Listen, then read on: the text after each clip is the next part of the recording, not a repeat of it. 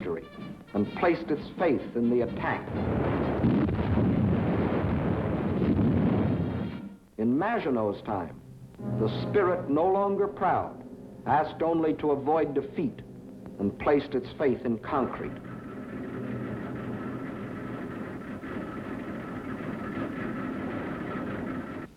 So the French built the mighty chain of fortresses called the Maginot Line.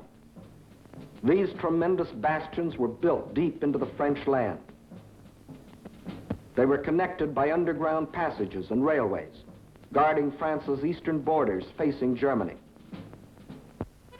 And when France was finally forced to declare war against the rising Nazi menace, the French troops, instead of attacking, were marched into their modern caves to wait for the Nazi blitz to smash itself against the Maginot Line. And their generals, headed by Marshal Pétain, proudly announced, "Whoever makes the first move in this war will be hurt." But Hitler didn't go near the Maginot Line. That was France's strong point. Instead, he attacked the weak point. Hitler knew that the French had tried to avoid war instead of preparing for it. That knowledge was one of his greatest weapons. He knew they had planes, but he knew they were antiquated. He knew they had tanks, but he knew they were few in number and lightly armored. But most important of all, he knew that France had become a cynical and disillusioned nation. What made this change in the French spirit?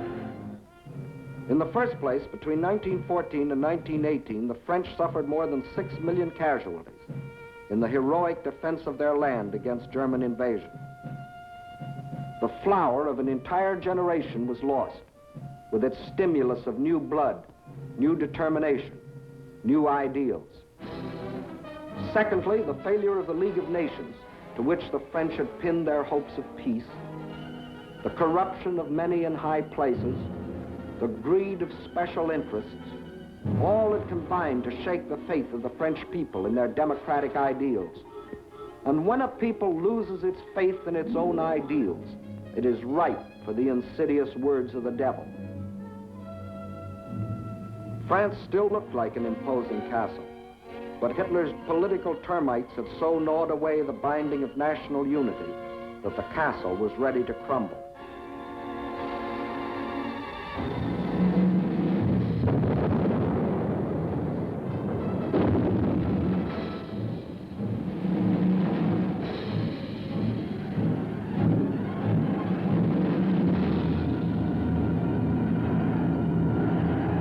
During those months of military inactivity that we called the phony war, a ceaseless barrage of German propaganda crossed the still waters of the Rhine to affect the soldiers in the Maginot Line. "Why do you fight?" asked the banners. Poems and friendly notes were sent over by balloons. French tunes were played by German bands, and German hooey was broadcast in French.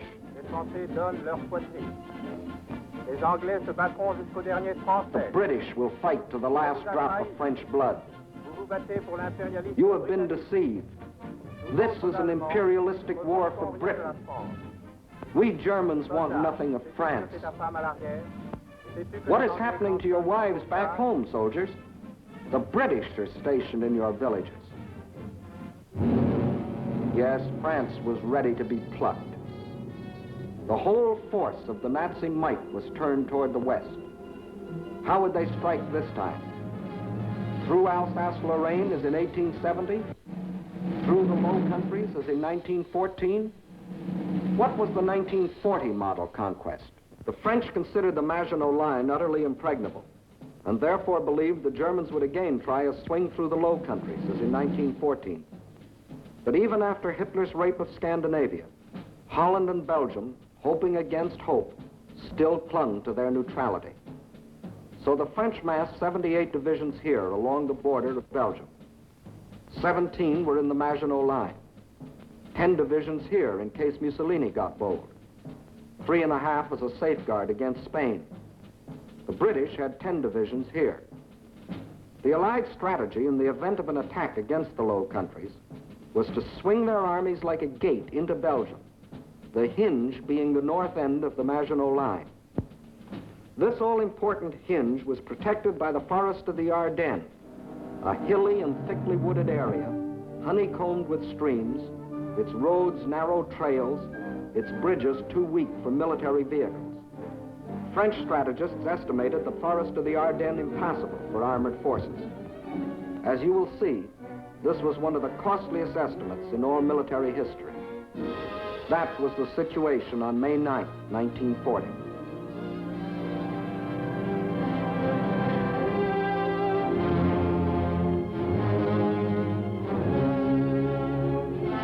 The hour of trial had come.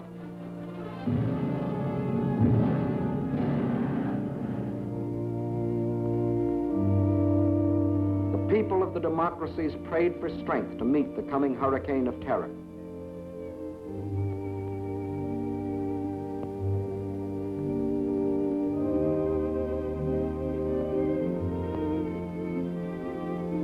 While across the Rhine, Juden ist uns verschrieben und verfallen mit Leibeswert.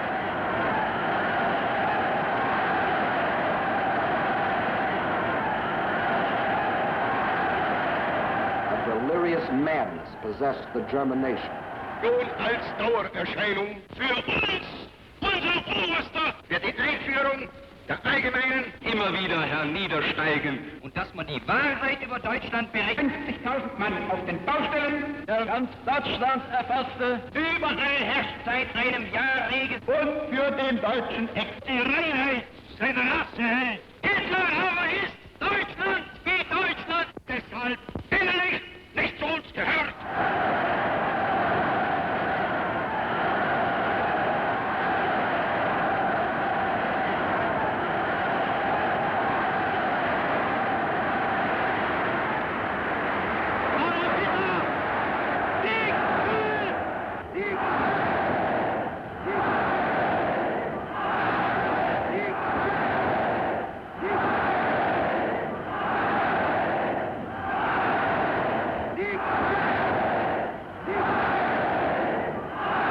Der Tag had come.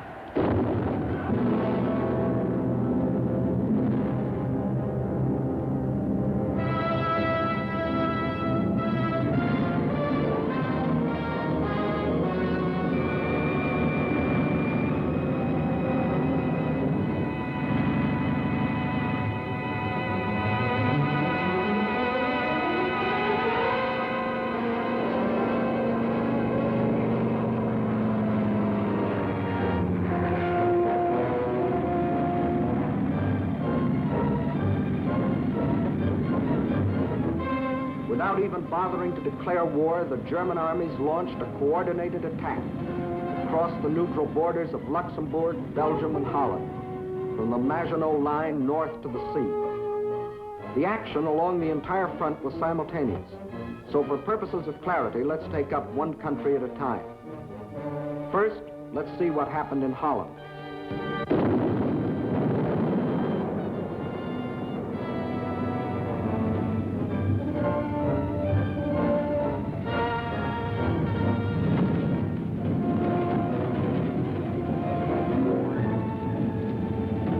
Nazi ground forces smashed through the improvised and hastily erected border defenses. But the main attack was to come from the air, far behind the defense lines.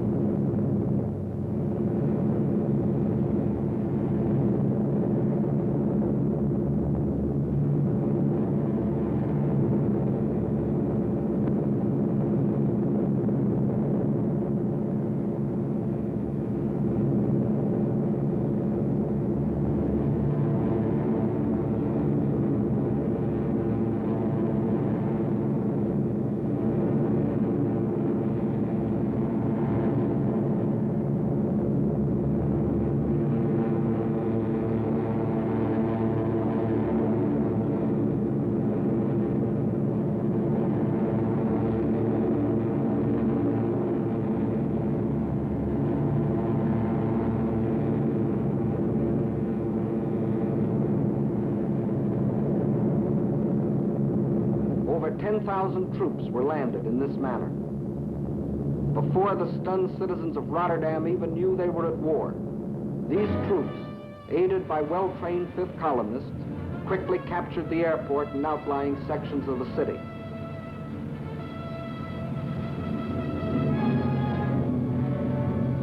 Meantime, Nazi armored columns were racing across the country, their progress speeded by other fifth columnists who prevented the destruction of vital dikes and bridges.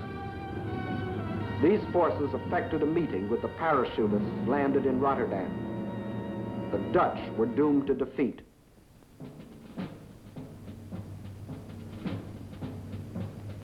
On the fourth day of the invasion, the Nazis gave the Dutch general an ultimatum. All Dutch resistance must cease, or Rotterdam will be bombed flat.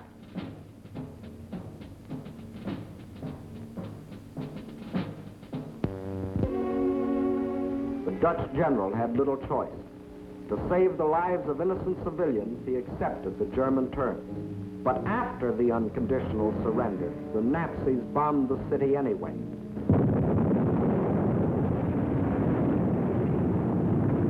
Flights of unopposed German bombers flew low over the center of Rotterdam and methodically bombed it into a heap of rubble.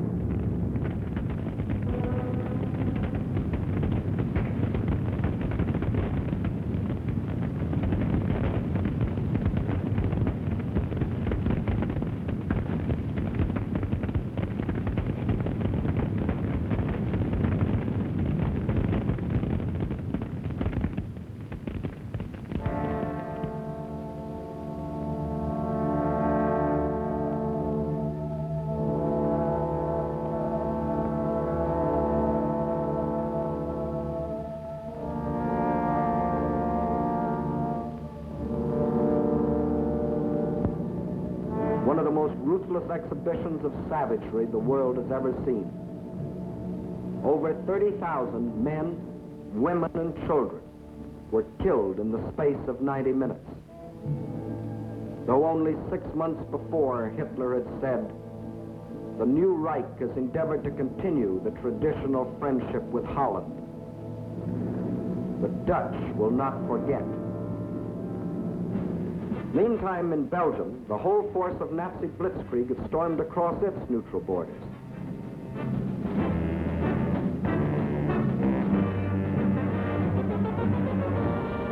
The main German attack was directed at the Albert Canal-Meuse River line, the anchor of which was Fort Eben Emael, a modern and seemingly impregnable fortress.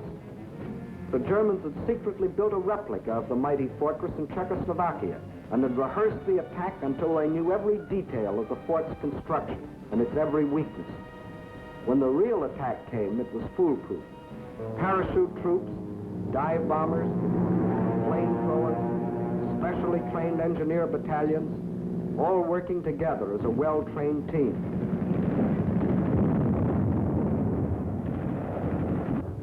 They knew exactly where to cross the river.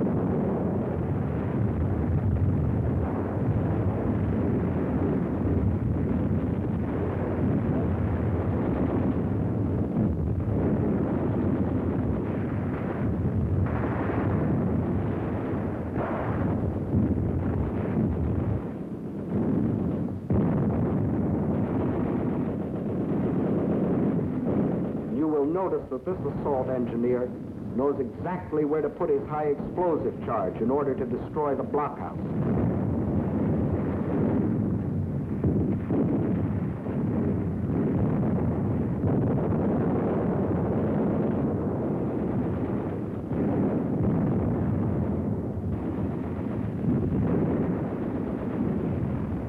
Fort Eben-Emael withstood the Nazi attack exactly 2 days, and the German armies rolled on. Meantime, an hour and a half after the German invasion began, Allied troops crossed the French and Belgian border to meet the advancing Germans.